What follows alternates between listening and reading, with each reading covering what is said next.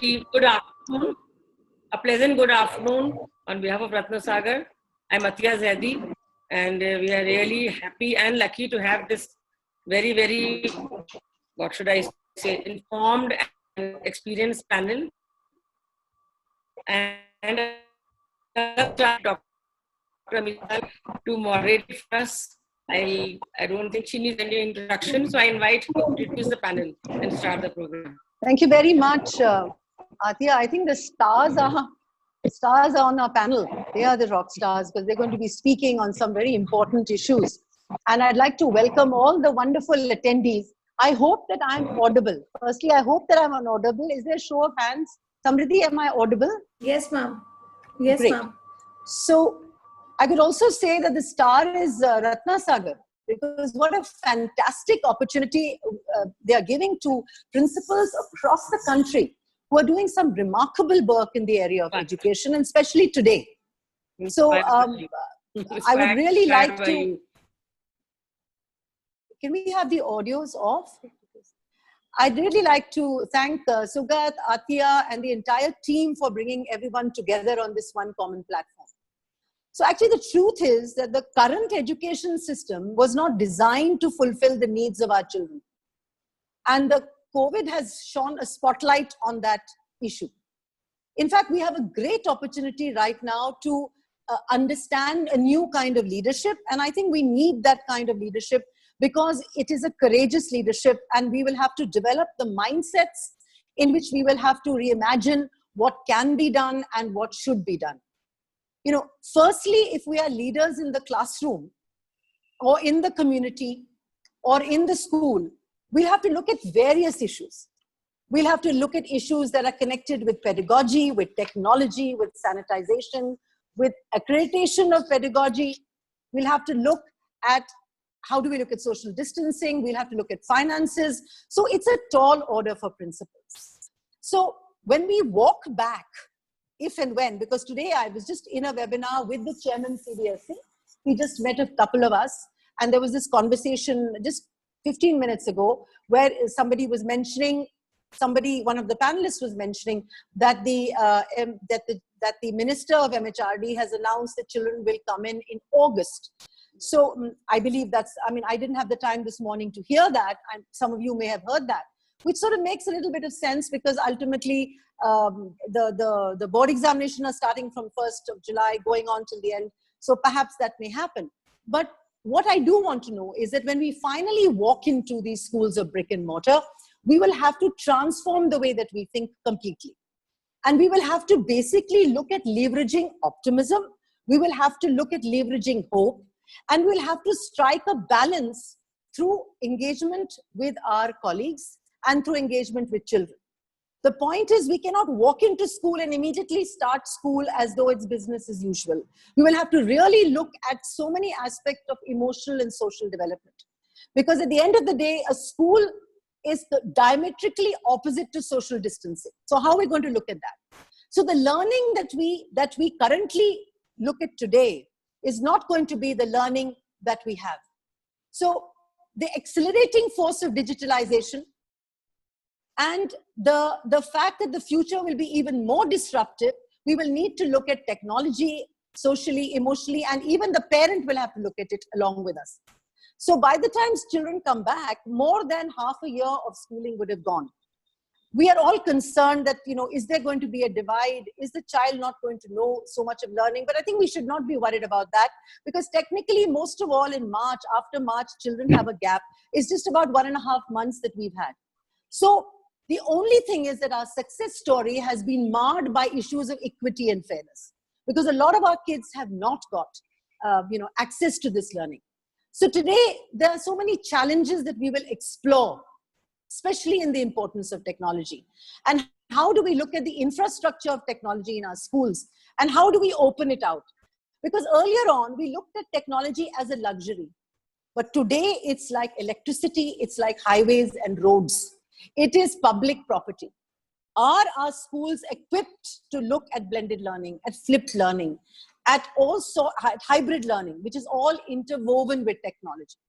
So on that note, I would like to introduce the first speaker of the day, And she is Dr. Amrita Burman, director of the Sunbeam Group of Schools, who's not only an educator par excellence, but is a great motivator and a fantastic mentor for the teachers and student and the parent community of Sunbeam schools in Banaras and across Uttar Pradesh where her schools are. On a personal level, she's highly regarded by me, and I'm really looking forward to Dr. Burman's deliberations on how she looks at technology. So Amrita, looking forward to your insights. Dr. Burman. Thank you. Thank you so much, Amita. Thank you so much. Coming from you, that means a lot. And at the onset, let me take the opportunity of thanking Ratnasagar, Athiya, Sogat for giving this opportunity to me. It also happens to be the International Environment Day. So I think it's a great, great time for all of us to be connected today, because I think it's also a time when in this pandemic, the world has told up, look, just wait, give me time, I need to heal myself. So I think it's a great day and a great time to meet. I thought the topic was extremely interesting. Evolving paradigms, the road ahead. And I think we've seen some great paradigm shift in this pandemic. It's been a completely different world. And as rightly put by Amita, the technological front has completely become a necessity, just like electricity to all of us. So I completely agree on that. But obviously, it's also thrown up a lot of challenges. And like many other principles, we have also face challenges, but I think what's very important is that we take this as an opportunity to learn. Every challenge gives you an opportunity to look at it as a learning experience. So that's what I think most of us as principals and leaders in education have done. So the first challenge on technology came as soon as we were thrown into this pandemic was the platform. What to choose, what to do. Because I think till now in education, we had all been using technology only like a fringe element. All of us were talking about being very high tech, but either it were digiboards or we were probably using, ERPs in our school. Just it was more like an everyday management thing, never really so much into education. Or we were using some apps, like just to do a little bit of flip learning. We would send things and children would come prepared. I think most of us were doing that. So when this pandemic came and we were thrown into this ocean and we didn't know how to swim and we were kind of sinking, that's the time we all got up to try and, look into different platforms. We were a Microsoft school, so it was probably just a shade better. I would still say just a shade better. We started looking into the right platforms to use, etc. So that, of course, most of us did. So I don't want to go on with that, the right platform and the wrong platform. What was very important is the challenge was, which is the platform to choose? Because most of them were not really LMS systems, the learning management systems. Many of them, like Zoom, was a platform for meeting and collaboration only because, you had to be in a conference. So we started looking into the right platform. And when this challenge was thrown and we started delving deep and deep, what I realized was that there were many platforms which, along with the pandemic, were also taking quantum leaps. They started showing their philanthropic front. They started making platforms free for us. For example, even the Zoom platform we are on today has just not only made things free, which has been here for some time, but upgraded its version. They have a 5.0 where there is no limitation on time. If you're running a school and you're teaching as a teacher, you don't have to even bother about the 40-minute limit anymore. So there have been a lot of leaps with challenges. I think many of the service providers have also come up with a lot of solutions. Are we really looking and delving deep into them is something that we as educators need to ask. So I think the first biggest challenge, which to a large extent has been met today, has been on the platform.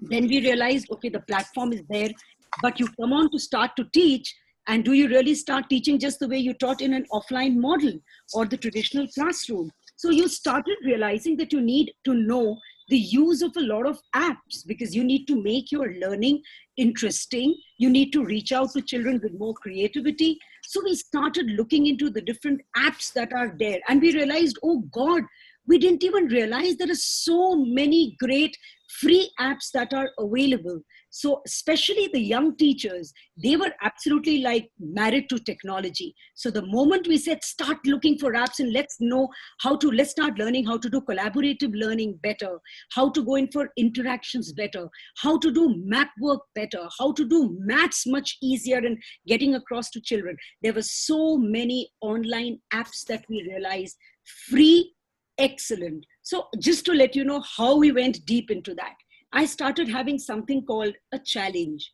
Every Monday afternoon, few of the teachers, excited, came onto a platform, which is actually still continuing, where they started sharing all the different apps that they have used successfully and gave us not only the way they are to be used, but the outcomes out of it. And I think this made things just take a different leap altogether. It became so much more interesting to bring these into the classrooms, because now the classroom sensibly could be divided into very important three parts. What is it that you could teach before the classroom just by sending information? How would you use these in terms of technology while the class is on? And how is it that you would leave things for a child to do on his own after the class? So because people were telling homework bahut zyada ho raha hai, kaise karenge? But now we realize that there were such interesting ways in which the homework could be sent to the children. So the online free platforms that were there, the apps, became another big boon for us. So that was taken up beautifully also by the teachers. The other thing was how to do assessments, how to do assignments. All these online apps made things so much easier. The platform started coming up with all this, so that made it extremely easy. We also realized that there was something called a breakout room. So like I kept telling my teachers, how are we going to do a collaborative teaching? And then here we come up with the Zoom app, having something like a Zoom platform, having something like a breakout room. And I realized, oh God, we can do collaborative learning on Zoom. I didn't even know it. So it's all about the kind of, push that you give to yourself in meddling with this, in going deep into this. It's all there in the market. Are we really taking the pains in finding out where is this technology? How is it going to be used? Are we, delving deep into it? The other challenge that we had on the technological front was children being smarter than us when it came to the use of technology. But then I realized that the more the teachers were getting success on using technology, they started becoming very smart. So the moment a child would challenge them, they would probably come up with something a little better with their children. So, this gave the teacher, who was hitherto not so much in love with technology, the confidence that I can also do it. So I think it's all about pushing your teachers gently, motivating them, just informing them that it's there in you. Don't be scared of technology, just fall in love with it. So it became so much easier. The other challenge, of course, was screen time. So we started doing research on what is it that we could do, just to make screen time a little easier for the children to handle. Of course, they had the option of switching off, but that wasn't a very good option that you would want to give to your students.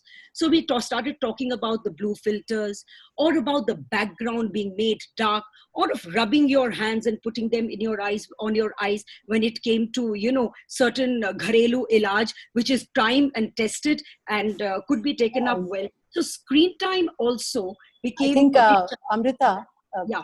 I think that's amazing, the kind of conversation that you're having right now about, and I think this is so informative, because, people are just sort of hooked on to, as you mentioned, just platforms and nearly just maybe Microsoft Teams and not, or Impartis, and not really looking at the different aspects that you're talking about. And I think it's been an extremely informative deliberation that you've had, because ultimately we're also going to be looking at the way assessment has to be done, because assessment has to be done technologically, the way we're looking at things. And I think we will find different ways and means through machine learning or through AI as to how to crunch data, how to look at personalized learning through data. So I think the fact that we're going to explore these areas is going to really help us out in many, many ways. So thank you very much for that deliberation and for those very interesting points. It would be nice, if you sent it off to all of us in a small note. I think Yes. so many of us could learn from that. That would be fantastic. So thank you very much, Amrita, for that. And with that, I'd just like to now ask our next speaker, because, just before I introduce her, what I want to talk about is the fact that the next speaker will be having certain conversations around the way we look at pedagogy and other things.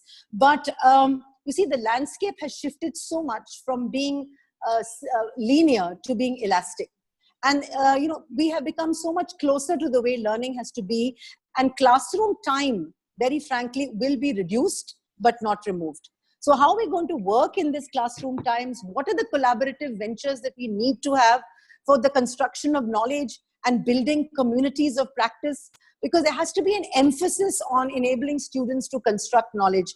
Even as we speak, soon the circulars are going to come to you, where you'll be looking at the way pedagogy models have to change. So we have to look at all these things. So for this and other things, I'm going to be requesting our next speaker for the day, Dr. Sharmila Nandi, Director, Virendra Swaroop Group of Schools in Kanpur. She's from a very old family of educationists. In fact, I believe senior Mrs. Nandi is known as Miss Nandi across schools in Kanpur with great deal of affection. And I would like to compliment Dr. Sharmila Nandi for the amazing work that she does in the area of education. Looking forward to hear you. Sharmila, it's up to you now. Hello, good evening, everybody. I hope you can hear me. Yes, very clearly. All right, great. So let me begin by thanking Atya for giving this opportunity where, we principals, like-minded people with similar problems and issues can discuss and pick each other's brains to see what is the best solution to the road ahead. Now, the road ahead is, as we all know, not very clear to any of us. But however, since we are principals, we need to plan and we need to lead in whatever is available to us at the moment. If I were to talk about the syllabus, now all of us know that when we plan the syllabus, we keep in mind the content that has to be delivered and the time frame within which it has to be done. Now, before we began the session, we were very clear. We had our books and we had everything in place. However, end of March and things turned topsy-turvy. So for all of us, I think we realize that the months of April and May in any school are extremely constructive in terms of teaching. Reason being that children come to a new class with new books, new teachers, and they're very excited. And they're very keen to carry on with their academics. So we lost on that very good time of the year. However, as they say, things were thrown on us and we were not really very clear, but we started off.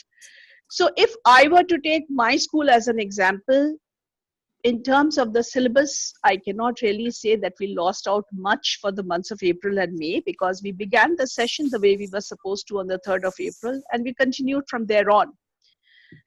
And now if I look at the scenario during lockdown, post-lockdown, then things will definitely change post-lockdown. During this period that we had, it was not very difficult because it was, to be very honest, more or less a one-way traffic. The teachers taught. It was not very interactive. There was no disturbance. Children were not distracting each other and things were pretty smooth. We didn't have any holidays barring Sundays, so it was all okay. But if and whenever the schools reopen, we need to have a plan in place. So suppose if we have an odd even, or whether we have the school in shifts on the same day, whichever way, just as Amrita just said, timing will definitely reduce. Now when the timing reduces, it is very clear to all of us, I think all of us are very clear on this, that now teaching has to become online as well as offline. So the online teaching definitely has to supplement the offline teaching which we are doing at this point of time. Keeping this in mind, what we thought was that it would be good if you could identify such chapters in our books which can be translated more into project work rather than just the writing part. So that will reduce quite a bit of time. And whether we can do away with certain topics in certain classes, keeping in mind that it does not hamper the concepts of the children, and that it does not in any way, you know, in any way take away for the next class. So we have identified those kinds of chapters and topics which we can sort of reduce to manage in the time that could be available to us. And as you just said, I saw that interview of the minister, HRD, and he did say that schools will now possibly open after the 15th of August. And here in Kanpur, we did, in our schools, we had a kind of a questionnaire with the parents, and you'd be surprised that a very large percentage of parents wanted to send their children to school after October. Now, I don't know how things will pan out, because it will all depend on what the state government does and what instructions we get. I think every state could have a different rule also. But that gives us an insight into how the parent is thinking. The parent is scared. The parent doesn't want to send the child. So then that means offline teaching could still be far away. So online teaching is what has to be in our minds. And then the content, the syllabus that we have, we should concentrate in such a way that we are able to do a good job in this online teaching that we are continuing. I think if everyone has a good platform like Microsoft, etc., it is very easy, it is not difficult, and actually there are hundreds of tools which are available which make teaching very interesting and quite easy. Initially, we were really floundering and we were all at sea wondering how to go about it, but now things are in our grip. I think all schools will have to work towards this. More concentration should now go into equipping ourselves and our teachers with how to go about teaching in the online mode. The syllabus, I can assure you, will not really suffer much. It will not suffer much because there are ways of communicating, teaching things in a very interesting and a short manner. And then again, if we decide on things which we don't leave out, like for example, if I were to take English, now there are things which say voices, tenses, narration. These happen in a gradation manner, so we can't do away without them. But then there are other things like, which we equip children with, like figures of speech. Then you have similes, and these are things that we can do away with if at all required. So I don't think the syllabus will be such a problem if we plan beforehand. But what will be a problem is if we are not prepared. Because keeping in mind that it will be more or less online teaching, we must keep our syllabus in such a way that we can carry on with this. What we had thought was that if children come back to school, we would see that we reduce the extracurricular activities which we had every day, barring art, craft, music, dance, the basic ones, we would do away with the rest. But we were putting in a session with the counselor for all classes, which I think is now going to be very, very important under the circumstances. But then that also, if we are not having offline classes, we will now see how we can have counseling sessions online with children, whoever needs the counselor. We were planning to, have lesser holidays, etc. So, but now I think offline teaching seems like a distant dream. So keeping online in mind, reduction of syllabus is not really going to be much of a problem. Very few topics will need to be done away with, if at all. Because see, classes 9 to 12, we are governed by the board. Both CISE and CBSE are considering reduction of syllabus by 20 to 30%. And I think that would happen. So for classes 9 to 12, we don't have to worry. For classes 1 to 8, it is up to us. And if we choose things which we think are important for our children, I am sure we can manage. So that's what I thought. The syllabus is not going to be such a problem. Thank you so much. Thank you. Thank you very much for those wonderful thoughts. And what I would like to say is that, we have to really sort of, we have to really waltz around, we have to really negotiate the whole understanding of how we look at, synchronous learning, asynchronous learning. How do we look, because there have been so many questions around pedagogy, and you said the right things, because right now we don't have to get obsessed about the content that you mentioned. Now I like to reiterate that, because the CBSE is also saying that don't get so involved with the content, get more activated about how children are going to do learning, as you mentioned, through project-based learning, through portfolio-based learning. And I think certain circulars are also going to be coming out for that, because it is important that we need to critically rethink. We need to critically rethink the way that learning is going to happen and how we're going to do peer learning and so on. So thank you very much for those wonderful words. I would now like to invite the next panelist for the day, would be Mr. Ashwin Kumar Dubey, the principal of Diwan Public School, Meerut, an extremely respected principal in his own right. In fact, I remember coming to his school and conducting the first workshops of CCE. So it's been a great pleasure knowing him over the years. He's highly involved, and he's going to speak on two very important aspects. One is about teacher training, and one is about finances. And I think that the pandemic has really affected the finances of schools, because there's a lot of anxiety, because a lot of schools are not getting the fees coming in, and there are issues about taking annual charges and development fees later.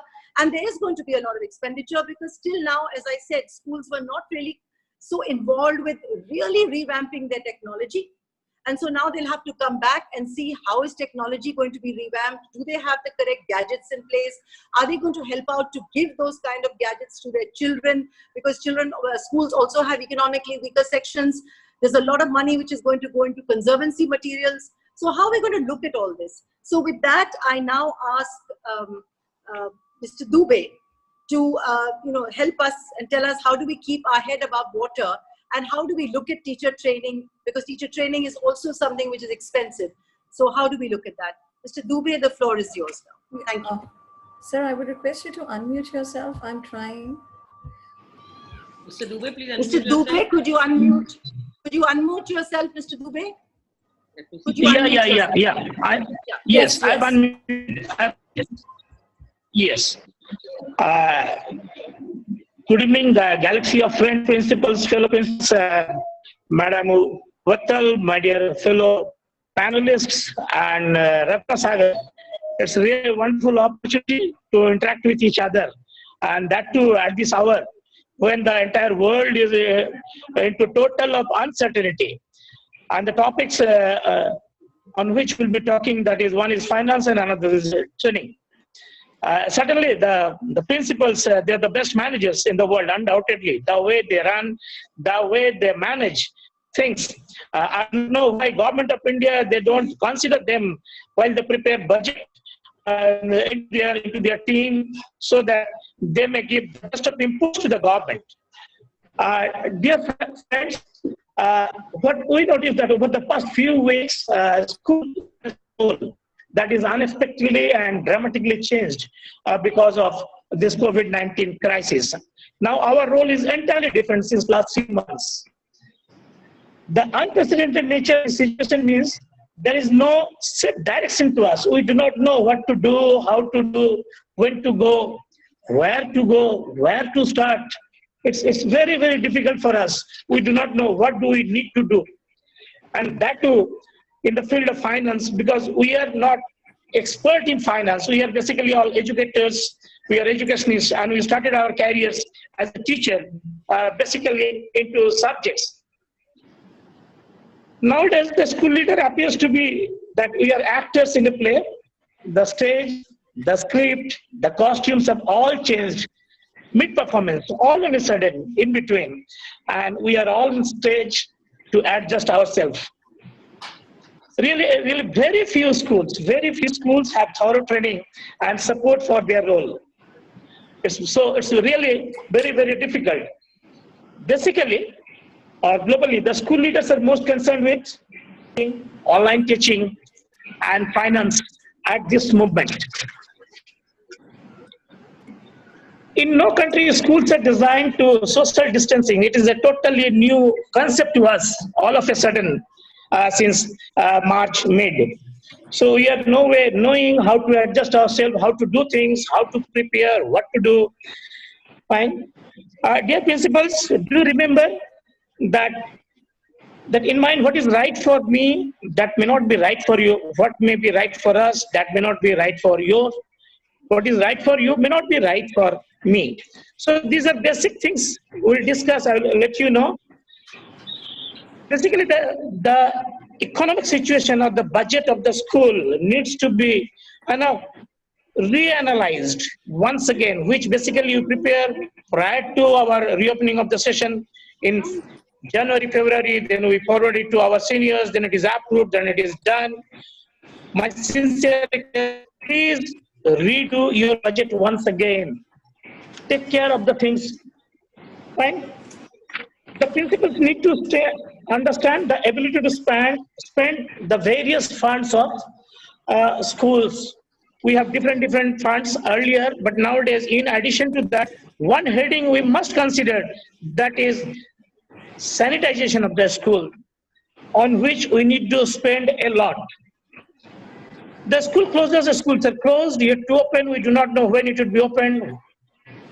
Fine. So let's wait and watch. Let's wait and watch. Then we go ahead. At this hour, you know that everybody is talking about the schools, teachers, and mostly fees. Nobody is talking about the finance, how to manage. So it is basically self-help. Let's talk, let's think much about the budget, because finally it is the principal who has to run the show. Dear friends, remember that in India there are 4 lakhs unaided or private schools that charge very nominal fees, and which caters to the need of 10 crore students. So these low fee schools are stuck between rock and hard. So to have a budget, we need to have a multi-pronged strategy which need to manage this crisis academic year. That's very, very important. Our immediate priority must be safeguard on spending on education. If we don't act now to safeguard the financial education, there is a real risk in the days to come. The spending plan would exacerbate the already precarious financial situation. The financial situation of the country, the society, the schools are into very bad shape. And at the same hour, if we do not take care of the financial situations, it would be bad to us. Few things we can do is that, because we know at this hour we'll be receiving almost 10 to 25% less fees this year. That is what in a survey we noticed through UNICEF. So it's a great loss to school. At this hour, there will be great loss to basically pre-primary schools and residential schools. You might have seen recently on a newspaper which was viral through WhatsApp that in Bangalore, the owners, they have started selling the pre-primary schools because mostly parents, the new parents, the young parents, they would not send their kids to the pre-primary schools. So we must be very, very careful in running the pre-primary schools. At the same time, the boarding schools, the parents are quite concerned. Those who might have admitted their children earlier, this year may give a second thought. Rather sending them to the same boarding schools, they would prefer to admit them in neighborhood schools. So it's quite alarming for especially the play schools and the boarding schools. Thank you very much, Mr.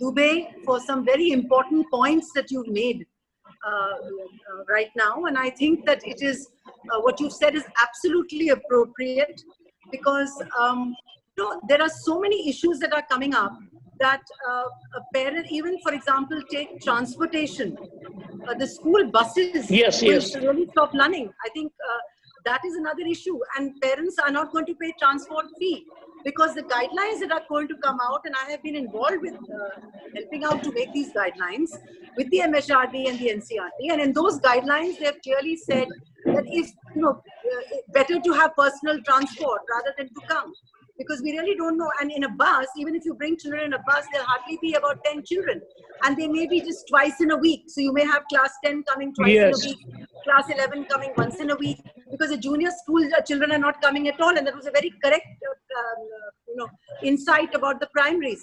And so a parent will say, I'm not going to pay the transport fee. So how are we going to pay the salaries of the drivers, the conductors? That's going to become a big issue because they're also paid from the transport allowances. So these are hard Very days good. ahead. And India has a huge lot of private schools, which is not there abroad, because most of the schools there are state schools. So they are helped by the government. So I think we really have to tighten our belt. The fact that we don't have to have an annual day, a sports day, programs like this, we will have to sort of negate all that kind of expenditure and really look at, as you said, hygiene, technology, and communicating, and that's what it is. So thank you for that very important insight into the way we should look at finances and tighten our belts. Thank you for that. Thank you. Our next speaker now is going to be Ms. Sharon Galston. She's the academic head of St. Karen's School, Patna. She comes from a very illustrious Anglo-Indian family who have been involved with education for years.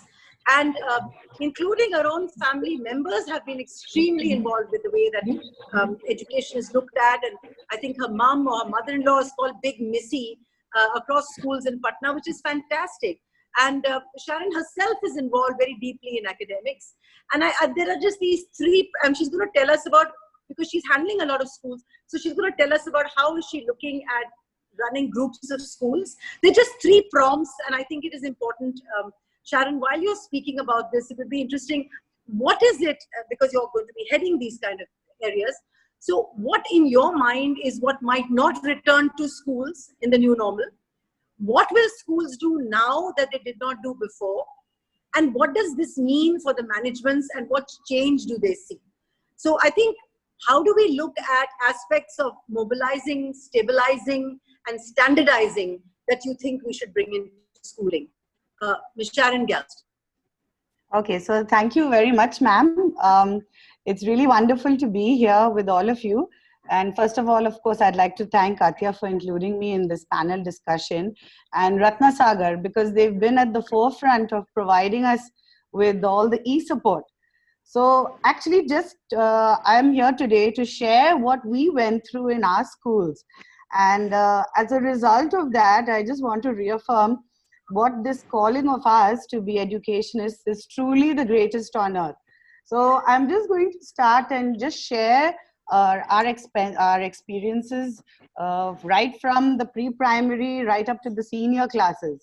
So the whole focus of everything I wanted to talk about today was actually our leadership team. So I think I couldn't have done this alone. My leadership team is what really works for me. So I just wanted to tell you that I think most of us agree that there are 3 C's that work in our leadership teamwork, and that is coordination, communication, and collaboration.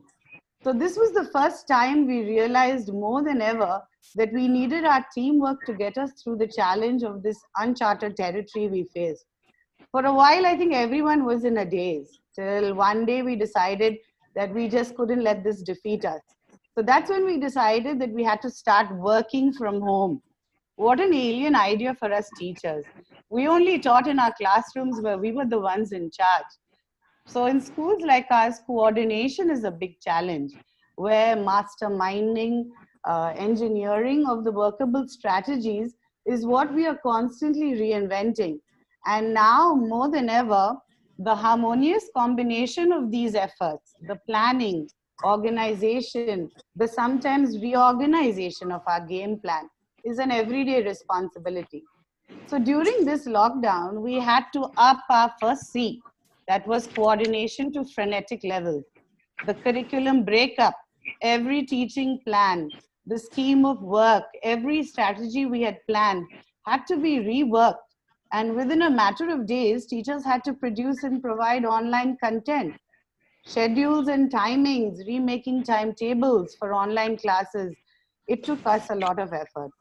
So with the planning and organizing out of the way, our next focus was the teachers.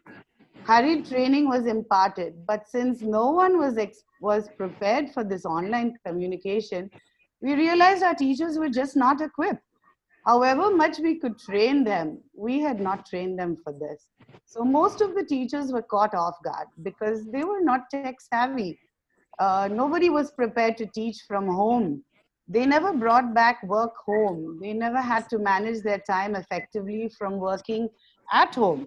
So it was tough, and they struggled to manage both the home, family, and teaching at the same time.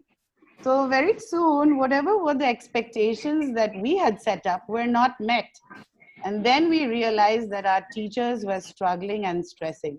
And I think then we thought of trying to understand what was really happening in our teachers' homes. So I don't know what's happening everywhere else, but this is the reality that we had, and this is the reality we faced. Phones were hanging. Phones were not supporting the software. The teachers didn't know the apps. They didn't know the storage settings. They didn't know phone settings. Most of them just had one phone, and most often it was mummy's phone. Teachers had smartphones, but there were outdated operating systems. The phones had cracked screens. They had buttons. Not all of them were touch screens. So some of them had buttons with paper stuffed in it so that the buttons could work. I know all of this sounds alien, but that's the real reality of what was happening with us. But I must tell you, our resilient teachers stood their ground. They dug in their heels and they continued teaching and learning. So a lot of this was through trial and error, I must say. So that's when we had to revamp our next C, which was communication. So endless Zoom training sessions. We had training sessions every hour, one group after another, small groups, big groups, whole school, mentors, HODs, coordinators. Our leadership team faced high levels of frustration. So we were not used to communicating online either. It just didn't seem to be as effective. And besides, meetings seemed never ending. Barely one finished and we had to repeat the same for another group. So it's true, our teachers and their skills were exposed to the parents. So there was lack of preparation, poor presentation skills, faulty grammar, pronunciation, but we didn't waste time. So as soon as we realized our teachers were lacking in particular skills, we researched and provided them with support. I think you've given a very important perspective, which is the practitioner's perspective. I think it's amazing. And I think you sort of, what shall I say? You've touched the nerve, because everybody has faced what you're talking about. And the fact that suddenly, overnight, when we only had, you see, teaching has never really been teamwork in that way. You know, you're the king of your own class. You're in your class. The children look up to you and you feel good about. Suddenly, overnight, you have been beamed into homes where there are lawyers and there are doctors and there are Microsoft specialists and there are actors and multinational people who are watching you and commenting on you. And it is very scary because you see, ultimately, it's so easy to comment on someone. So I think it's been very, very. I think teachers are amazing, and I say this in seminar after in webinar after webinar, that what caretakers, health caretakers have done for hospitals, we have done for homes. The way we have come in and the way teachers have, and the teachers have become the rock star. They have become the face of the school. I think the principal is merely a ghost who wanders in and out of these cyber alleys. But it's the teacher who's become the big mama of learning. But but the important thing that I want to just say is that it's time that now we have to really move from response to recovery. We will have to ensure that is our online learning accredited? Because now people won't forgive us. If you're going to bring up teaching which is substandard, they won't forgive us. That is why, as in the previous conversation, our panelist, Mr. Dubey mentioned, that we need to do train, and training of teachers. So thank you very much for that. And it's been an absolutely wonderful practitioner's voice, which you brought into perspective. Thank you for that. Our next speaker now is Sister Stella Marie of the Convent of Jesus and Mary, Missouri. And she runs a boarding school.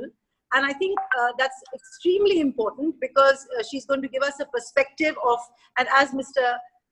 Dubey had mentioned earlier, that boarding schools have their own issues and their own problems. In fact, just yesterday I was in a webinar with people from Doon School in Dehradun, and they were saying that they have lessened their fees by 2 lakhs.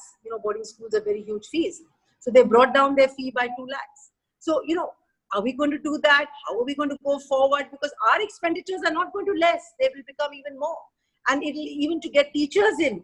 So I think there's some very important things that she needs to, because how will they handle medical emergencies? How will you have safety and hygiene in a boarding school? Because the children are then going to be in our pastoral care. It's not as though you're going to call them like day schools for 2 hours, because again, the timing will not be from 8 to 2. You will call them for staggered time. And then they're back, they're their parents' responsibility. But in the boarding, they are the responsibility of the school, and parents will always be on our case. So on that, I would request Sister Stella Marie of Convent Jesus Mary to say a few words. Sister Stella. Yeah, thank you, ma'am. Good evening to everyone. I hope everyone is safe and sound. Running a boarding school in itself is difficult, but at this point of time, like to reopen the boarding school for the students after 4 to 5 months of gap, it's going to be really challenging, not only for the students, but also for the teachers as well as for the management.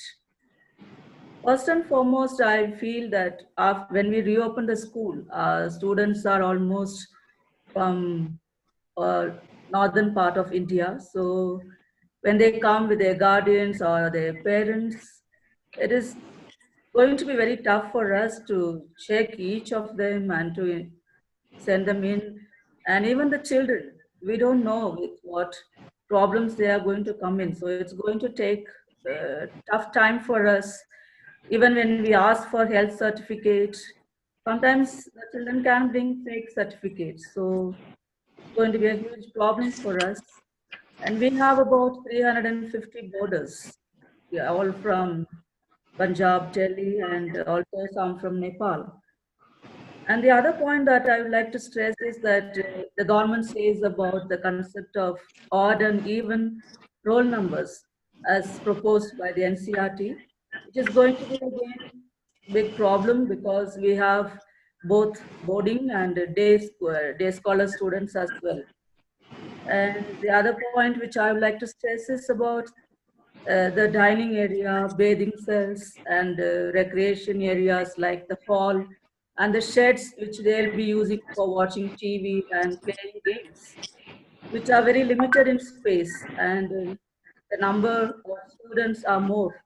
So the social distancing is going to be very difficult for us to manage the children, to keep them, to maintain the social distance. And it's a big challenge. And the other point is the use of toilets, which is used by both boarding and day scholar students, and which is going to increase the risk of contamination and also the hygiene problems we will be facing. The day and boarding students share a good rapport, and it's going to be really difficult for us to keep them separate, not to mingle with them, and separate them can lead to behavioral problems, especially among the smaller ones. They like to play with each other during the breaks and tea periods. And the other problem that it will be difficult to keep these borders restricted only to classrooms. How long are we going to keep them in the classroom? And sometime or the other, we have to leave them for game or for other music and other periods. So they have been like isolated, as you know, that for these many months, almost 4 to 5 months, they have been kept under lockdown in their own homes. So when they come back from their homes, they would like to be free and to mix with their friends and to have a good time. And so for us, it's going to be tough to keep them controlled, which is not absolutely going to be easy for us. And it will also affect the physical and mental health of the students. Of course, they need a lot of time to have recreation or games to energize, to use their energy. And there will be problems of students adjusting to a new routine. Now, after 5 months, it's going to be tough for them to come back to the school routine. At home, they are being free and they will be only attending the classes. And so when they come back, for some of them, especially the new ones who had no time to adjust, it's going to be really tough for them to readjust and to get into this routine. The last point that I would like to stress is about there are a lot of people who move in and out of our school campus, especially since it's a boarding school, you know, there are helpers and teachers who are staying in as residential teachers. So there are a lot of movements in and out of this campus. So it's going to be a bit tough for us to really keep a check on all these people to see how we can control these things. I think that's it. Thank you, Ratna Sagar, for giving me this opportunity to be part of this program. Thank you very much, Sister Stella, and some very important points been raised by you in this conversation. It's not going to be easy, but you know, I think we have to do one thing. You know, we're constantly talking about normalizing things. It's never going to be normal. I don't think it's ever going to be normal. So that is something that we have to really, you know, get used to the whole idea. And even when the vaccine comes back, the vaccine comes out and it's embedded, in the health system of this country, even then it won't be normal, for the simple reason that children have now got used to a new way of learning. Teachers will now be expected to teach in that manner. So at the end of the day, this pandemic has really changed the way we're looking at learning. Now, there are two important questions that have come up. One of them is from a school in Deoghar, where the worry is about the fact that there is a lot of sort of demotivation that is happening. I wish you would ask more questions because we have such a robust panel, and it would be nice if you talked about it. I mean, if you ask questions, because they would definitely answer you. But I know that there is this Sudha Pandey from the school in Deoghar, and I can understand Sudha's pain, and if anybody would like to take it up, one of my panelists, because she talks about the fact that, you see, it's very difficult. Children not motivated enough, they don't come onto online. The teachers have lost interest because it's a poor area. They do not have gadgets. They do not have bandwidth. So I think it is very important that I suppose she's grappling with this. And being a head of school in this kind of situation, it's not easy, because even in a place like Delhi, because the right to education, there are children with, you know, from economically weaker sections. Sometimes even they have to really be looked at because they disappear and they fall amongst the cracks. So is there anybody on the panel? Amrita, would you like to take that if you're there? Yes. Or would you like to take that? Yes, Amrita, yes. that question. I did read that question of Sudha, and I think it's so, it's very relevant, because we would also speak about the equity part where there are children who don't have access to technology. I think this is where creativity, I think there's some disturbance. I think this is where the creativity of the teachers come in. And I think before that, I want to just mention, which I did mention to Sudha, let's not panic on how many children are coming onto our platform and how the parents are reacting. I think the most important thing is we continue doing what we are doing. That means we keep teaching well. That's one. Coming to the second part, more important part, creativity. Let us look for different ways. Even I think in the pretty much remotest of areas, especially of the schools that we are, the levels that we are, the panel, I think most of them have access to certain basic phones these days, and maybe internet connection, which is not a very high thing, but maybe a 2G, 3G, they do have access to. If we could create good videos and send it across, whenever they get access to an internet, they can at least see it. So I think creativity of reaching out to these students in different ways is what is really needed. We cannot give up in any way, because even the remotest area child has the right to get educated today. As teachers, we just have to go on. That's what I feel. Thank you very much. I think, Amrita, you're absolutely right. I would just like to share with you that I run several schools, and one of them is in a very rural area of Rajasthan in Jaipur. And exactly what Amrita said, we have been trying to ensure that at some level of, find out from phone calls, asking them, talking to them, creating helplines in which they can speak to us on the phones and so on and so on. And I'd like to, because today is the Environment Day, I would like to say that, when Hurricane Katrina happened in America, at that point of time, the children were set back by 2 years. Because the way we have the economically weaker sections in the States, you have children who are the African Americans who also are very poor and very undernourished. They were set back by 2 years. When the Rwanda crisis took place in 1998, children were set back by nearly 12 years. But somewhere or the other, with hope and with constant involvement, as Amrita rightly said, we can't abandon people. You just can't. So in whatever way, we have to be consistently involved.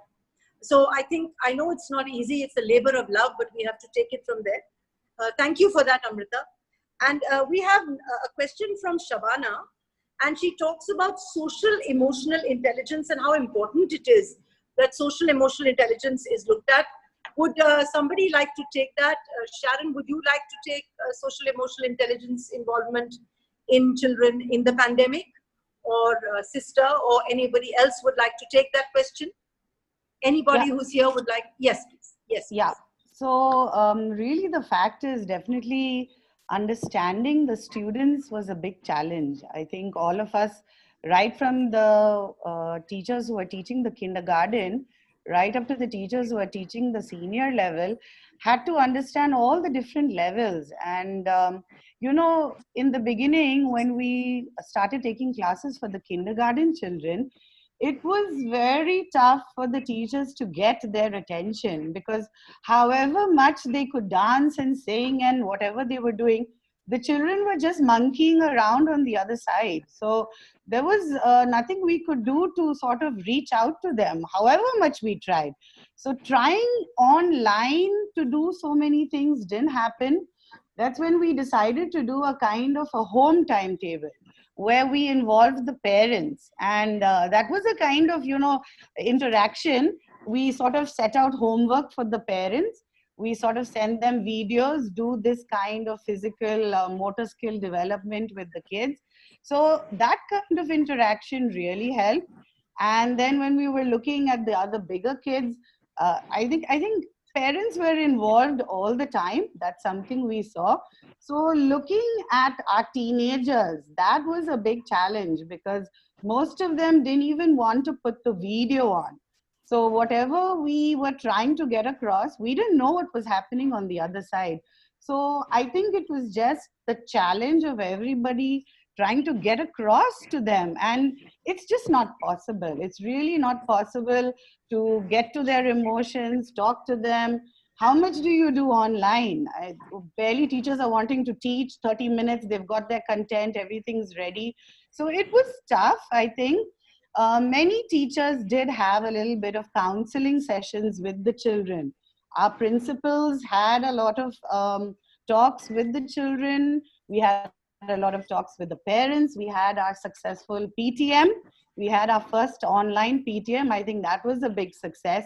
Parents were so excited that they could speak to the teachers, and they were all happy. They wanted to know how long this was going to continue.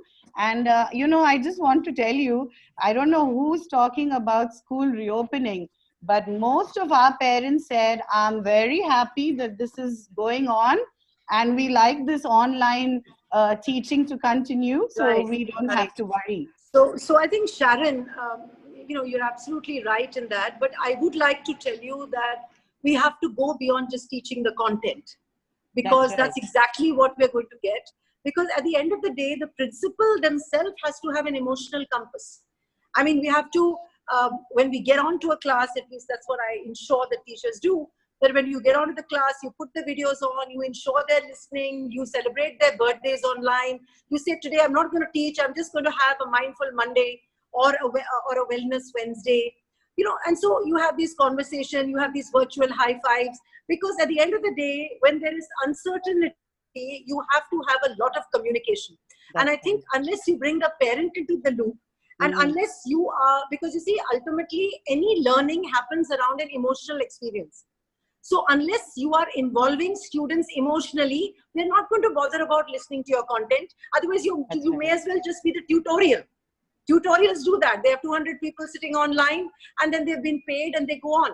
So I think emotional intelligence, embedding it into the curriculum, embedding it into online, finding innovative methods when they come back to school and so is very important. There's this question by Vandana Ghosh, which has been seconded by other people, about how, you know, how can we ensure that, you know, bills should be paid, fees should be paid. She's saying that, you know, you have an August panel here. How do we ensure that after all people are paying their Tata Skies, they are paying their electricity bills? Why are we having issues about this? So if Mr. Dubey is here, would he like to take that question? Or if there would be anyone else, Sister Stella would like to take it. Anybody would like to take that question? As to Mr. Dubey, are you here? Yeah, madam. Would you like to take that question, sir? So yes, I know one thing, sir. I know one thing. We've taken this matter to court in Delhi, and we forced the hand of the High Court. Yeah, see, I'm very clear about this. I cannot have a situation where my teacher is not paid. That's it. Otherwise, why is she sitting there and poor thing, 6 hours, 7 hours online? Too much. So somewhere or the other, we have to push this button. I've taken it to court. The High Court has said you have to pay, and you have to pay. If the teacher is there teaching you. Now, do you have some interesting ideas, please? I can send you the judgment. Yeah. Madam, what I understand, there is only one way to take the parents into confidence, and let's create a condition. Let's keep on doing this online teaching, counseling them, forwarding our videos, our audios. Let's talk to them, talk to the mother, father, both. Not necessary. We have a timetable for this online teaching. It's not necessary that every day we teach. Fine.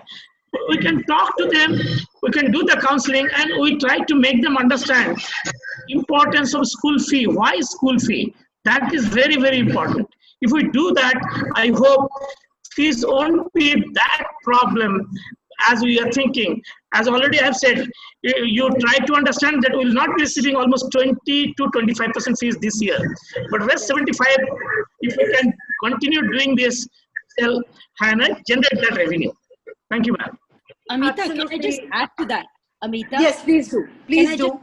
I completely agree with Mr. Dubey, but there is also another issue. Number one, our costs also at the same time, of course, salaries need to be paid in complete toto, has also come down. Certain operational costs have come down. Some parents have genuinely suffered. They've lost their jobs or they've had salary cuts. So I think an emotional connect to the whole idea and connecting with the parents, telling them that we understand your problem. Also laying down certain installment schemes so that when things are better, you can pay us. And and it's worked beautifully for us. So I think a little bit of empathy on the part of the educators. Certainly required. Certainly required. I just thought I'll add. Certainly. Do agree with you. No, I think both of you are absolutely bang on in the different aspects of what you're saying. And you're absolutely right, you know, because you have to take for granted that 25%, 30% of fee may not come in. I know that in Jaipur, there are schools because the government jumped in and started saying that, you know, you don't have to pay the fees. Just 10% of fees have come in. And so managements have to really look hard.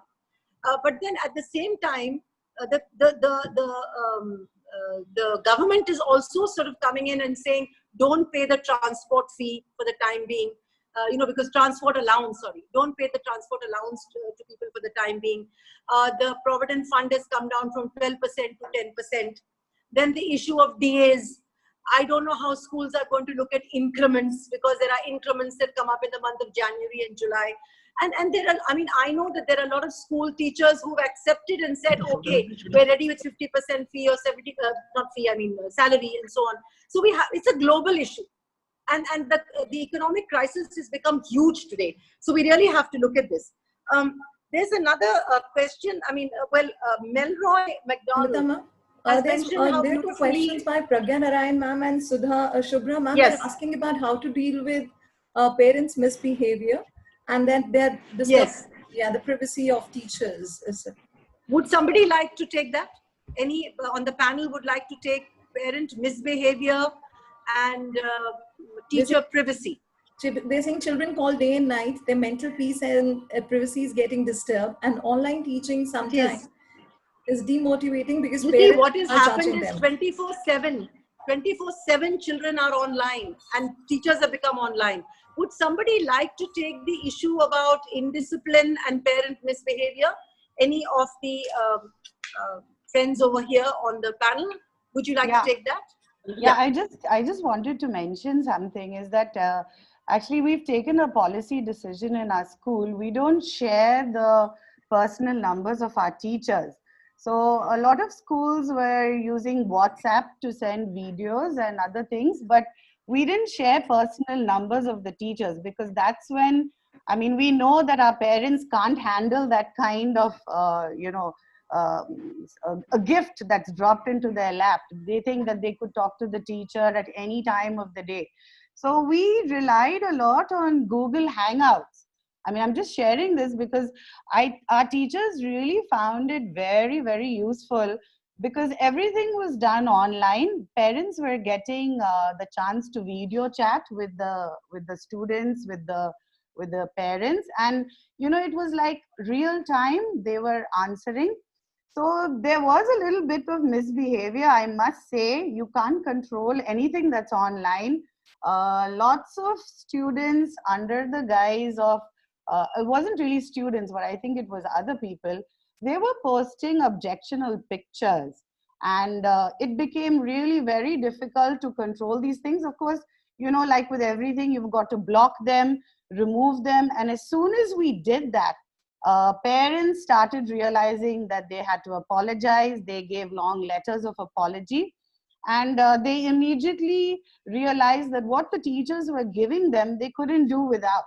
So then I think parents started, keeping a watch on what the children were doing, because a lot of the things were going a little bit haywire online, so that was the way we worked. Google Hangouts was something our teachers really relied on. That was really useful. Right. Thank you for those inputs. There's another, sorry, Amrita, you want to say something? I just want to, this has been a big issue of online issues, I mean, misbehavior. So I thought that few things that we had done, set the norms, spoken to the teachers, spoken to the parents also on the norms. One thing that we did was, every child was supposed to have his or her name on the device. That's right. When they were supposed to come in, so that you knew that you were admitting the right kind of children. It was because there are problems which Sharon just mentioned, where you had outsiders coming in and then they really posed a big threat. So we did talk about, the right kind of people entering. And of course, I think one very important thing I just want to add quickly is that we were behind the teachers completely. There were cases of a parent just coming and sitting with his child, maybe shirtless, we did have those very, very. So we took it up completely. I think when the management stands with the teachers, says, we are behind you. If you have any problem, just pick up the phone and let us know. And we'll take the person to task. I think that confidence building took many of these things away, besides everything else that Sharon mentioned. I completely agree with you, ma'am. That was, No, I think you're absolutely right, Amrita, and both of you have given some very important points, because I think that the principal personally has to ensure that the 24/7 he or she is communicating with parents. There has to be a constant communication, so the parent knows, as Amrita mentioned, that nothing like this is going to be taken lightly, because what we are doing is beyond our call of duty. Because technically teachers are supposed to be in school between 8 and 2, but they're working 24/7 with the kids, and however they may be, whatever they may be, they are getting the kids off your hands, which you're not used to looking after your kids in any case.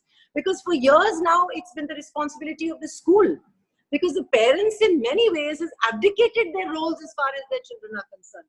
And now, in fact, I'm surprised, because I'm finding a lot of parents very appreciative of the teachers. And they feel that, I mean, they're amazed by what we've done. There are parents who've come on and turned around and said, you know, great work has been done by teachers. Now there is Sadeh Khan who says, he's mentioned that, you know, parents are not allowing their children to come online because of worry about screen time. So would somebody like to take that? Somebody else in the panel would like to take this thing about screen time? Anybody would like to take this? Yeah. Is somebody taking that on screen time? Mrs. Nandi?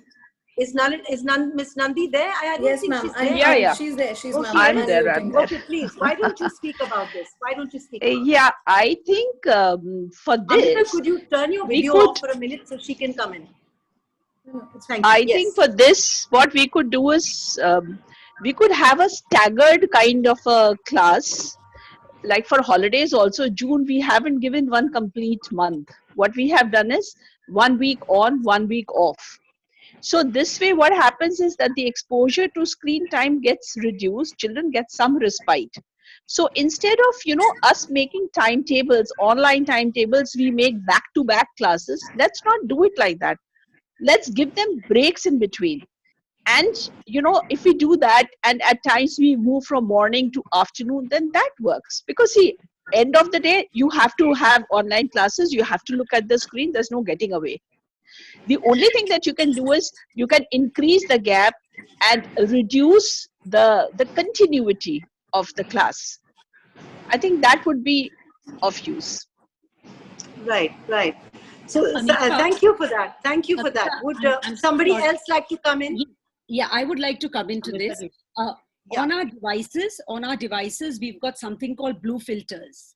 So I think Right. we should ask our children to switch on those blue filters, make the background dark so that the light doesn't come onto your eyes. That's another technologically, supported thing.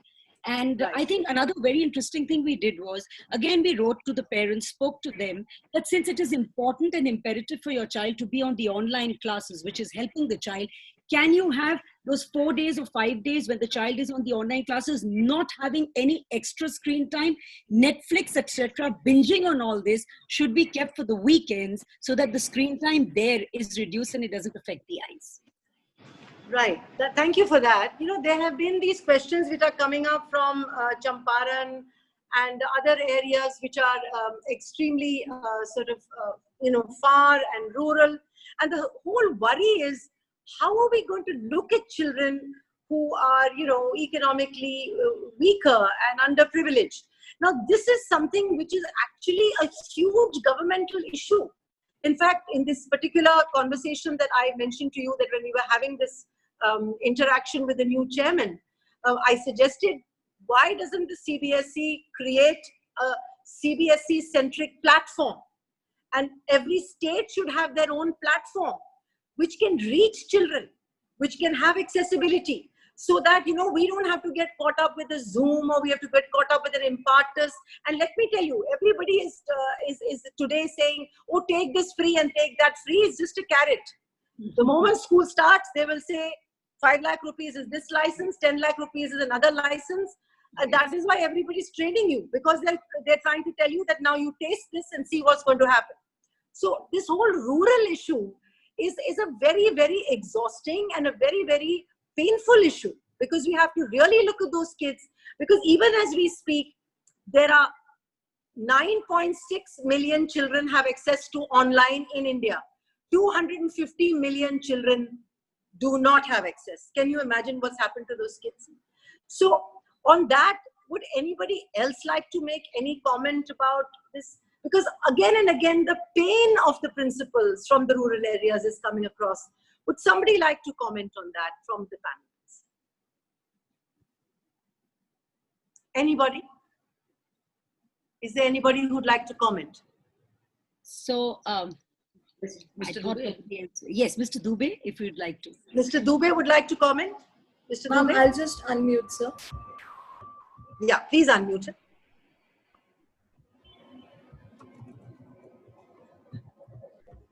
Yes, sir. So, please unmute yourself, sir. I've already... Yeah, thank you, sir. Yes, Hello. sir. So if you can reach the neighborhood corporates who are just nearby, fine, I am sure that they would come to us in this regard at this hour. I was at Satna, and Satna is famous for cement industries. And there are many cement industries over there. And they all help the neighborhood schools.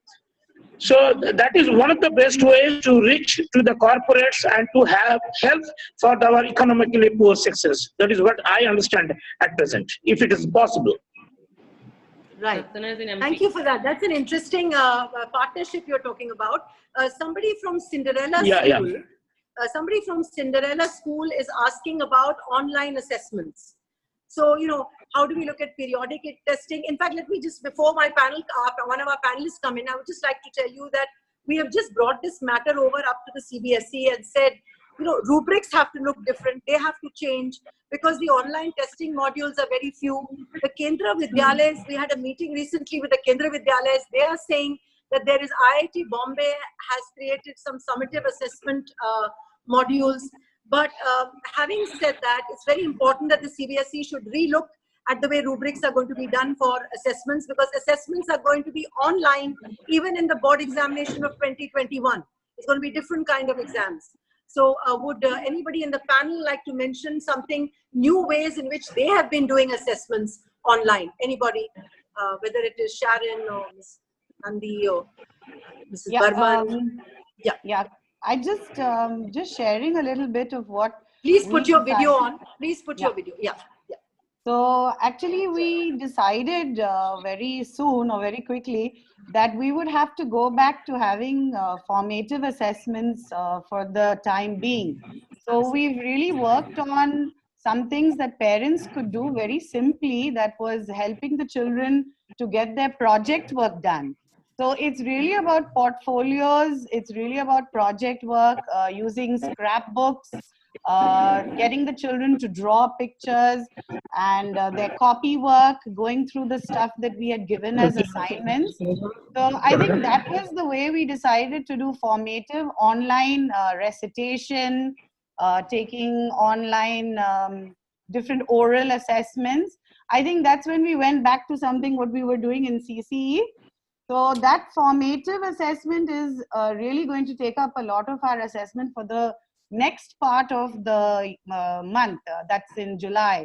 And we're leaving it to see what happens in September, because I really don't know about the online assessments. There's a whole lot of talk. We've got a platform that says that, we get children to do things within a time limit. And, it's like trying to manage Zoom online, as well as getting them to do the online with the other platform. So I don't know, these are all challenges that we've got to work on. But right now, it's just formative for us. I think that's the easiest. And I think that's where we get to really see the children's effort and not thinking that it could be somebody else that is doing the work for them. So I think that's how we're trying formative. No, I think you said absolutely the right thing, and I because that's exactly what everybody is going to be coming up with, looking at project-based learning, looking at peer mentoring, looking at projects being given online, at 4 or 5 children working together for a project. Right. So this is what is going to be happening, and CBSE is going to be looking at things like this and sending us circulars, because you are very right. We are practically autonomous in the junior school, coming all the way up to 8th grade. Yes, the way we look at learning, because now they have been focusing on PISA, and PISA is extremely concept-based learning. So conceptual learning was never an integral part of our schooling. In fact, our schooling was all skewed. So I think maybe this is a great opportunity that the pandemic has given us to really look at the way we started the whole process of CCE. But then for that, you need tremendous teacher training. And how is that going to work in rural areas? Because the teachers there are, used to teaching to the test. So we'll have to really re-look at education, which has been given a big hit. And it will take a little while, but it doesn't matter as long as we're thinking about it and we're working towards it. Is there any other questions that have come up, Samriddhi? Can you see some questions? Yes, questions, please. There's a Sudha Pandey ma'am who's asking how to teach the tiny tots who even do not know how to hold pencils. They are totally dependent on the teachers who hold their hands to make them learn and write. Only drawing and rhymes do not help to hold their attention. So what more can we do to engage these pre-primary tiny tots in children? Anybody would like to take that question? Can I Anybody? Please go Please, ahead. dear. Please, Amrita.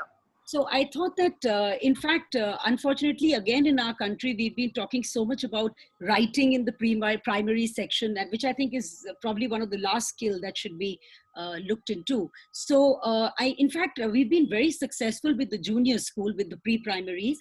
We've been doing lots of different activities besides the rhyme and all that. You know, it's probably gone a little bit to the background. We've been doing a lot of storytelling. We've been doing a lot of kitchen experiments. We've been doing so much observations that we expect that the children could, you know, do around. We've been doing a lot of challenges on simple household chores. So we've been really working with them on observations and other skill building. It's come up beautifully. Plus, we've always been very particular that we shouldn't have the duration of their classes very long. It's actually 40-45 minutes, and that's all, which also entails a lot of activities and storytelling. And it's worked beautifully. They have really opened up in confidence, and they've been speaking very well. So we've been depending and working on these skills rather than writing it. No, I think, Amrita, you are absolutely right in that. The unfortunate part again is the children, you know, from backgrounds which are rural. Because for very small children, you have to have the mother sitting next to them. They won't even sit still. So you have to have a parent in a home who sits with the child and ensures that the child is learning. Because, I mean, can you imagine a nursery 3-4-year-old child sitting non-stop and watching a 45-minute video? No. So, I mean, it's interesting, it's good, and that's wonderful. And we need the storytelling. But I think we have to also find other ways of how to keep them, because the question is absolutely right. It comes from it's like the rural question. It comes from an area of complete helplessness. You're right, we can do all that. But then, you know, parents also have to go back to work. Now, when they go to work, it's been very clear that they don't want the children to come to school. They don't want nursery, class 1, 2, 3, all the way to 8 to come to school. Where are those children going to go? How are we going to look at them? So I think the government itself is grappling with this whole primary situation. And that's why primary schools are going to take a hit. Because how are they going to open? You know, tiny tots, because they don't know social distancing. They don't understand it. They're going to put their arms around you. And, you know, you can't explain to them that they have to wear these little masks and come running up. And how do they keep washing their hands? So the point is, maybe we can bring them into school. We have to bring them into school for maybe half an hour, for 1 hour. But again, it's a question of money. It's a question of finances. Is the parent going to stand outside and wait for the child to come for half an hour just to humanize the child? So, you know, there are many issues. But as we said, let's not try to normalize things. This is not a normal situation. Yes. Let's look at it in a different manner, right? Now, we have just 4 minutes left. As per the instructions of, so is there any other question that anybody would like to bring up? There was this one question where the principal wanted to know how we can blend in the education once the school reopens. How do we cope with syllabus when students start coming to school after post? I don't think you have to cope with syllabus at all. You have to right now cope with the emotional and social learning of the child, because the child has come from a very unhappy, unpleasant, extraordinary situation, trapped with a group of people, especially adolescents who may or may not want to be with them. He may not want to be with them. He's not had his friends. He's not had his time out. So we have to first really work for the next 2-3 months on that. And CBSE has also said there's no need to keep going on about content. At least normalize the child. Would anybody from the panel like to speak on this? Anybody from the panel? Would like to speak on the socio-emotional part, is it, Amita? Well, she's saying about, you know, she's talking about content. How are we going to deliver this content? And, you know, how are we going to... I think you're pretty much right. Mentioned that content should not be the most important thing on our heads at all. And yesterday I was listening to this gentleman from Oxford, where he said, you know, when he spoke about the pyramid, he says the cognitive thing is one of the last thing we should be talking about. It's all about safety and the socio-emotional part, you know, that we should be thinking. So I mean, I don't think content is the most important thing. Yes, it has to be delivered. can be worked on. I'm sure all of us are working till class 8. How can we reduce? How is it that we can leave out a few things and take the most important things? That's the way we are looking at it right now. No, Yeah, absolutely. but parents, So I think parents somebody, is there somebody who wants to say something? Somebody else? I think the parents obsess over the syllabus, so you'll have to convince them. The content is Yeah. not king, content is king. That's That will be right. That's difficult. right. So, so now we are in the last 2 minutes.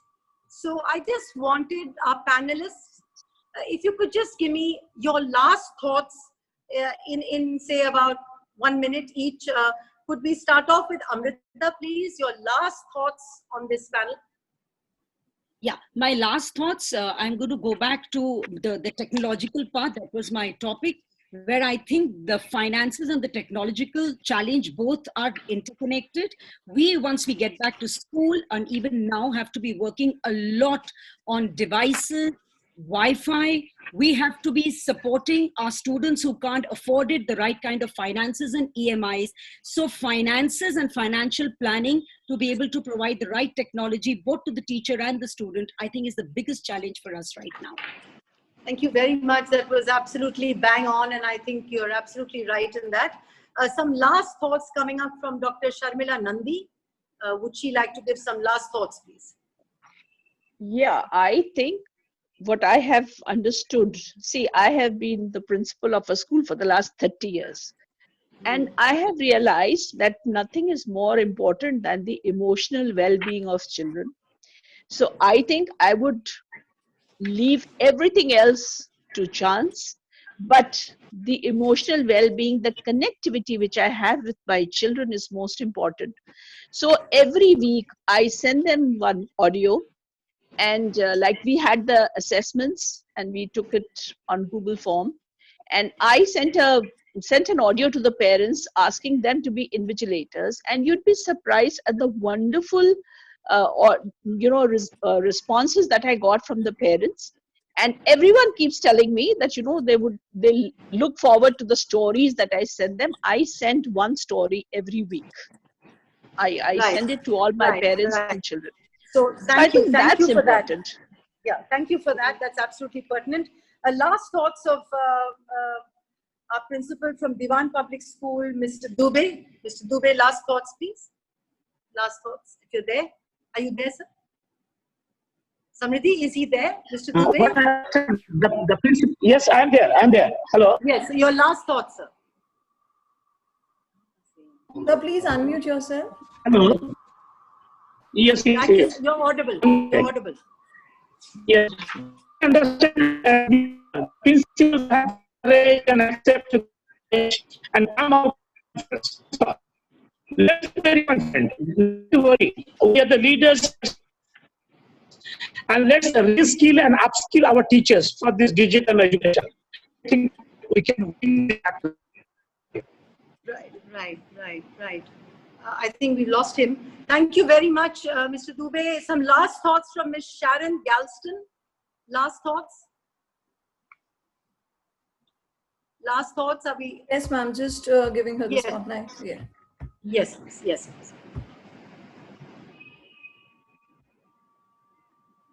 Yeah. So I just wanted to talk about from our teachers' point of view. There are just few things that I've just understood about our teachers. 3 things we need to keep telling them all the time is to adapt to the changes and the demands. They've got to acquire the skills that are really required for this new way of teaching. And every one of us need to acknowledge our shortcomings first so that we can work on them. And for us leaders, I think it's all about the ease. So I thought of a few E's that we could, all take back today. It was for us to envision, because none of us anticipated or prepared ourselves for this kind of situation. We need to experience, as in walk in the teacher's shoes for some time, because they've all got different experiences that we can learn a lot from. We need to empower them by giving them training. Experiment. We've got to experiment all sorts of things. And last but not the least, we've got to encourage all the efforts of our teachers, however small. Thank you very much. That was very nicely done. Thank you so much. And some last thoughts from Sister Stella Mary. Last thoughts from her. Stella Mary. That it's not going to be so easy, but I think together we can work out. And as Ms. Sharon said, by encouraging the teachers and of course by guiding them, we can really work wonders. So I'm sure there is still hope. Thank you very much for that. So with that, I would like to really thank Ratna Sagar for having given us this opportunity and these wonderful discussions that have taken place. Each one of our panelists have given us sort of gems to take back and to think about and to work on. So I would really like to thank Amrita, Sharon, Sharmila, Sister, and Mr. Dubey for being here, for giving so much time. Because now we've been pushed into designing schools for crisis as opposed to designing schools for what we wanted them to be. So this is a great opportunity. Let us use this experience to rethink our vision for schools and accelerate those changes that need to be made. There's a very old, interesting African proverb which says, if you want to go fast, go alone. But if you want to go far, go together. So the mobilization of the entire educational community is required. And friends, never in the history of education have we had such a great biradari, where all of us have come together. Don't let that go. Share your documents, share your resources, share your trainings. Don't again start living in silos. I'm the best, my name should come in this paper, that paper. We don't have to get into that. I think it's very important today that the leadership scorecard of ours should be about sharing. And it's not only sharing about my teacher, it's about the national child, the national teacher, the national parent. So just innovate that whole area. So with that, thank you very much, everybody. And thank you, Samriddhi, for being a great handle on all this technology. Would Atiya like to say some last words? And Sumant, would you like to say some last words? Any either of you would like to say something? I've always told you, my conviction is even strengthened today that principals are some of the best in the country. That's again the wonderful discussions. So on behalf of Ratna Sagar, I thank all of you. I would ask Sugat if he would like to add anything. Sugat? Yeah. Can we have Sugat? Yeah. First of all, thank you, Amita ji. Thank you for conducting this whole session. And I would really like to thank all the panelists once again for making time and sharing their valuable thoughts and their experiences over here. I think the discussion was very enriching. And I saw a bright spot in the whole list of challenges that we discussed. I think even though it was the hard way, a lot of the parents and the teaching community, the educators, they figured out a way to understand each other better. And I think in the long run, that's going to make for a very healthy functioning of both the parents and the schools. Plus, I think this whole, when we were discussing about assessments, again, I think when some of us said that we're focusing more on formative assessments and more other forms of learning, I think that was the whole idea of education in the first place. And we can look at this as an opportunity to make it much more meaningful and enriching for children. And this is in spite of all the challenges. I'm still trying to focus on the positive. But yes, I think this was a very meaningful discussion, and thank you all for making time. I thank all the audience who've been here, and thank you all of us. Thank you all very much. Thank you again. Thank you. Thank you so much, everybody. I would request the panelists to stay on for just another few minutes. Just the panelists.